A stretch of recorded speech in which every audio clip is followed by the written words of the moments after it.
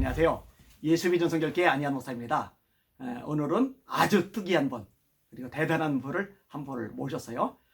이번엔 검사하셨었죠? 검사하셨다가 변호사 하시고 교도소 소장 하시고 지금 목사님으로 목회도 하시고 뭐 이런 경력을 가진 분은 아마 거의 드물 것 같아요. 우리 심동석 변호사님, 심동석 목사님 시청자들한테 인사 한번 하시죠. 네, 안녕하세요. 예. 네, 다 들으셨습니까? 네, 네. 엄청 기쁘하시네. 우리 변호사님이 검사로서 활동을 시작하셨잖아요. 근데 이제 예수비는 하나님의 자녀로서 어떤 자세 또 어떤 태도를 가지고 검사 활동을 하셨는지 한번 나눠주시면 좋을 것 같아요. 참 어려운 질문이네. 예. 뭐 하나님의 자녀로서 제대로 못했죠. 못해서 좀 뒤늦게 정신 차리고 하나님의 자녀로서 제대로 해보려니까 검사 그만두러 하시대요. 그러면은 이제 사명감 가지고 본격적으로 활동한 거는 변호사 때부터신 거예요? 뭐 검사할 때도 했지만은 이제 좀 제대로 해보려니까 검사 그만두고 교도소로 보내시더라고요. 제가 죄를 많이 지었다고. 이제 교도소 얘기를 하시는데 대한민국 최초의 민영 교도소인 소망교도소 소장을 7년간 하셨어요. 교도소 소장으로서 활동하시면서 인상 깊었던 것들, 또 마음의 감동이요, 또 도전이요, 이렇게 은혜가 되었던 것들 있으면 한번 나눠주시면 좋을 것 같아요. 예, 소망교도소는 한국 교회가 아마 전 교회적으로 협력해서 이 수용자들을 교화시키고자 복음으로 변화시켜 보고자 만든 그런 교도소이고, 전 세계적으로도 아마 이렇게 교회가 협력해서 단일 교도소를 만들고 교도소를 직접 운영하고 하는 것은 처음일 겁니다. 제가 7년 동안 소망교도소 소장으로 섬기게 되었는데 많은 참 변화가 있었죠. 역시 그 케이스대로 이야기한다 그러면 정말 밤을 새도 다 말을 못할 것 같은데, 정말 그 과정에서 많은 사람들이 변화가 되고 정말 이제는 소망교도소가 죄를 짓는 것은 참 불행하고 참 안 된 일이지만 요한교도소에 갈 것 같으면은 나는 소망교도소에 가겠다 하는 전국적으로 이렇게 지원하는 분들이 많이 있습니다. 다른 일반 교도소들과 비교해서 소망교도소만이 가지는 어떤 강점 같은 것들이 있잖아요. 어떤 것들이 있어요? 우리 역시 이제 직원들과 자원봉사자들이 복음으로 무장되어 있으니까 그게 굉장한 강점이죠. 일반 구경교도소의 경우에 교도관이 직업이 있지만은 사람을 변화시켜야 된다는 데 대해서는 큰 사명감이 별로 없습니다. 교도소의 기능은 크게 두 가지가 있어요. 죄진 사람을 가두어두는 역할을 하는 기능이 있고, 격리. 그러니까 격리해서 가두어두는 역할이 있고, 그걸 이제 어려운 전문 용어로서는 보안 또는 안전이라 그렇게 이야기를 하고 있고요. 두 번째는 이 가둬둔 사람들을 변화시키고 교화해야 되는데 이 안전과 교화는 서로 상충이 되는 겁니다. 사람을 가두어두면 가두어둘수록 안전해지는데 좁은 공간에 가두면 더 안전해지죠. 더 사고를 안 치니까. 근데 가두면 가둘수록 내면은 멍들어가는 거죠. 그래서 내면의 상처는 더욱 좁은 공간에 가두면 가둘수록 더 멍들어가는 것이기 때문에 교화를 위해서는 또 풀어놔야 됩니다. 일정한 공간에서 풀어놔야 되는데 이것이 일반 구경교도소에는 안전에 비중을 두고 있기 때문에 아무리 교화를 잘해도 그 가운데에서 한 건의 사고라도 일어나면 우리가 교화를 했던 것은 다 물거품이 된다. 이런 구경교도소에는 사고방식이 있기 때문에 이 교화에 대해서 비중을 두기가 어렵습니다. 그러나 우리 이제 소망교도소의 경우 안전도 물론 우리가 전혀 무시하지는 않지만은 교화에 더욱더 복음으로 사람을 변화시키는 일에 중점을 두니까 나중에는 안전은 자연적으로 우리 수용자들이 스스로 질서를 지키고 자율적으로 지켜주고 이렇게 해서 안전과 교화, 두 마리 토끼를 한꺼번에 잡는 그런 효과가 있었습니다. 안전과 교화. 핵심 가치가 사실 충돌을 하는데 충돌이 되지 않고 조화를 이루도록 운영되는 곳이 네. 소망교도소였던 거네요. 아유, 뭐 이해가 본방 되시네. 예. 그런데 우리 심동석 변호사님, 목사님은요, 이렇게 법조인 활동을 오랫동안 하셨는데 다시 또 신학을 공부하셔서 목사님이 되셨어요. 사실 이렇게 특별한 부르심, 소명이 없이는 이렇게 안 하실 터인데 아주 특별한 부르심이 있으시거든요. 어떻게 목회를 하시게 됐는지, 어떤 소명감을 가지고 계신지 그것도 한번 나눠주시면 좋을 것 같습니다. 저는 원래 처음부터 목사가 되겠다 이런 생각은 별로 하지를 못했습니다. 검사로서 제가 한 10년간 하나님 뜻대로 살지 못하고 제 마음대로 살았고, 나머지 한 10년간은 정말 하나님 뜻대로 살아보겠다고 몸부림치면서 검사 생활을 하고, 또 이게 법을 통한 선교를 해야 되겠다. 우리 검사로서 있으면 아무래도 외부 활동이 부자연스럽잖아요. 그래서 제가 한 5년 동안 변호사 생활을, 또 법을 통한 선교를 하기 위해서 에드보켓 코리아라는 조직을 만들어서 선교 활동도 하고 해외 선교 활동도 많이 했었습니다. 그런 과정에서 우리 한국 교회가 법에 대해서 좀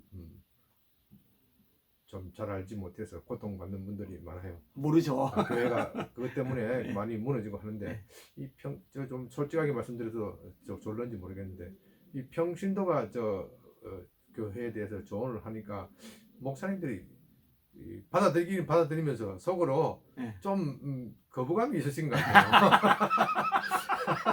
너무 솔직하게 말씀드려서 죄송합니다만은, 이거 내가 좀 목사 면허라도 있어야 되는, 말씀을 참 잘 이해하실까, 권위가 있게 받아들이실까, 뭐 그런 여러 가지 생각 드는 가운데 하나님의 특별한 부르심이 있었지요.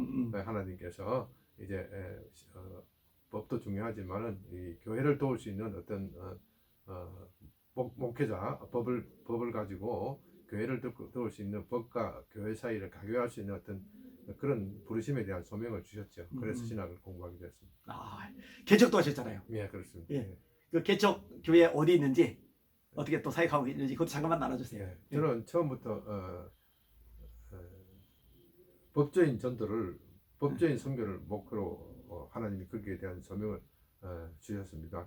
제가 변호사로서 대한민국의 큰 로펌에서 건물 일을 잘하고 있었죠. 일을 잘하고 있는데 어느 날 하나님께서 제 마음에 그런 마음을 주시는 겁니다.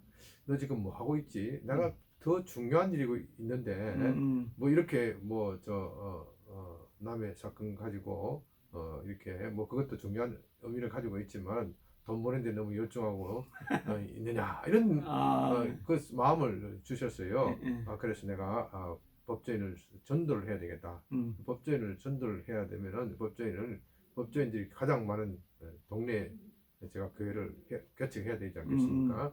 그래서 이제 서초동 법원, 서울지방법원 바로 담벼락 밑에 있는 건물을 빌려서 교회를 개척하게 되었죠. 근데 지금 이제 양병교회가 개척을 해서 한 10년이 되는데, 처음 개척할 때도 참 여러 가지 사연이 많이 있었습니다. 저는 하나님 앞에 교회를 개척해야 되겠다는 소명을 확실하게 받았는데, 죄송하게도 제가 하나님 앞에 당돌하게 좀 요구 조건을 걸었습니다. 내가 목회를 하는 것에서 목회를 하겠는데 하나님, 우리 성도들이 내가 변호사니까 돈이 많은 줄로 착각을 해서 전 돈 없는 변호사인데 돈이 많은 줄로 착각하고 하고 헌금도 제대로 안 할 것 같은 느낌이 들었어요. 헌금을 안 하면은 좋은데 그걸 뭐 제가 어디 가서 벌어서라도 교회를 운영해 나가면 할 수는 있겠는데 그 성도들이 복을 못 받을 것 같아요. 뭐 복을 못 받고 목사님, 담임 목사가 어디 돈 벌어서 나눠주는 거, 그게 바람직하지 않잖아요. 그렇죠. 예. 절대 내 돈으로 교회 운영할 일이 없을 겁니다. 하나님께 제가 그렇다고 해서 다른 사람보다 헌금을 적게 하지는 않겠지만은 그냥 일반 직장인으로서, 성실한 직장인으로, 크리스찬으로서 그 정도 헌금만 할 겁니다. 나머지는 하나님께서 책임져 주시라고. 그럼 내가 목회를 하겠다고. 그런데 제 마음속에 그런 거 걱정하지 말라는 확실한 확신이 들었죠. 그런데 서초동 거기가 사무실 임대료가 엄청 비싼 데가 거의 비싼 지역이죠. 대한민국에서 거의 탑 수준 아닙니까? 그런 데다가 거기에는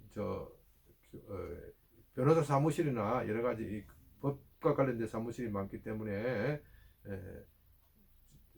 여기 교회를 개척한다면 임대를 주지를 않아요. 아예 임대를 주지를 않아요. 하나님 이래도 내가 교회를 개척해야 됩니까? 이렇게 하는 가운데 어느 교회에서 어느 건물 주인이 우리 건물에 좀 아직 빈 공간이 있으니까 이 세안 나는 거 있으니까 그건 뭐 교회 개척해도 좋겠다. 알고 보니까 그 건물 주인이 명성교회 안수지사님이시더라고요. 아주 믿음이 좋으신 분인데 뭐 목사님 교회 개척하는 거 대우 환영합니다. 그렇게 하면서 그때 보증금으로 임차 보증금으로 아주 뭐 비싼 돈도 받지 않고 한 2천만 원 정도 받으셨는데 그 신기하게도 그동안 제가 교회 개척을 준비하면서 우리 이제 즉 멤버들이 몇 분이 계셨거든요. 그분들이 몇 달을 이렇게 헌금을 모았는데 그게 딱 2천만 원이에요. 근데 서초에서 2천만 원이면 거저인데요? 그걸 거저지요. 예. 거저지요. 그것도 신기하게 그 딱 2천만 원을 맞춰서 이거 뭐 두말할 것도 없이 여기가 하나님의 개척 장소다. 그렇게 해서 개척을 했는데 임대료가 엄청 비쌈에도 불구하고 지난 10년간 한 번도 임대료 밀리지 않고 교회 재정에 뭐 넉넉한 건 아니지만 넉넉하다 그러면 헌금이 잘 안 들고 그 부족함이 없이 하나님이 해주셨어요. 근데 아까 무슨 중요한 얘기를 하셨는데 사실 목회자가 혼자다 하면은 우리 성도들이 사실 인색하게 올면은 결국 성도들이 손해예요. 성경에도 이것이 곧 적게 심은 자는 적게 거두고 많이 심은 자는 많이 거둔다 하는 말이로다. 각각 그 마음에 정한 대로 할 것이요 억지로나 인색함으로 하지 말지니 하나님은 즐겨내는 자를 살아가시리라. 자기의 눈물, 땀, 물질, 에너지, 시간 그걸 드리는 게 사실은 복이지 편하게 몸만 왔다 갔다 하는 거는 결국 유익이 없죠. 참 좋은 마음 가지고서 또 개척을 하셨네요. 근데 당돌하긴 하셨네요. 또 뭐 그런 기도를 하시다니. 좀 발칙한 기도죠. 그래도 하나님이 발칙한 기도를 잘 들어주셔서 중심을 보신 것 같아요. 그 올곧은 마음을. 자, 마지막으로 우리 변호사님 이제 남은 여생 동안 본인의 생애를 통해 하고자 하는 어떤 비전, 꿈, 계획 같은 것들이 있다면 그거 좀 나눠주시고 마무리를 하겠습니다. 저는 가면 갈수록 제 비전은 없어지는 것 같아요. 비전은 없어지고 하나님의 뜻이 무엇입니까? 하나님 하루하루 주시는 그 음성을 듣고 살기를 원합니다. 하나님의 뜻에 법적 선교도 어떻게 보면 제 욕심일 수도 있고 한국 교회를 섬긴다 하는 것도 어떻게 보면 또 제 욕심일 수 있고 하루하루가 하나님의 뜻에 순종해서 사는 것 그거 외에는 이제 별로 남는 게 없는 것 같아요. 그러니까 하나님의 인도하심만 따라가시겠다 이거죠? 그렇습니다. 참 은혜가 됩니다. 내 영혼을 소생시키시며 자기 이름을 위하여 의의 길로 인도하시는도다. 사람이 마음으로 자기의 길을 계획할지라도 그 걸음을 인도하시는 분은 여호와시리라. 주의 빛과 진리를 보내셔서 인도해달라는 시편 43편의 기도대로 우리 시 목사님 중심이 하나님 인도하심만 따라 한 걸음 한 걸음 가겠습니다. 이런 자세이시네요. 심동석 목사님이세요. 심동석 변호사님. 시청자분들께서 기도 많이 해주시고 우리 변호사님 목사님을 통해서 하나님의 뜻이 이 땅에 펼쳐지게 해주세요. 이렇게 한마디라도 중복이 되시면 큰 능력이 될 줄 믿습니다. 우리 인사하시고 마무리하죠. 인사하겠습니다. 또 뵙겠습니다. 할렐루야. 부족한 저를 또 이렇게 불러주셔서 속된 말로 꿈보다 해몽이 더 좋게 해주셨는데 하여튼 감사드리고 우리 한 목사님 화이팅! 할렐루야. 또 뵙겠습니다.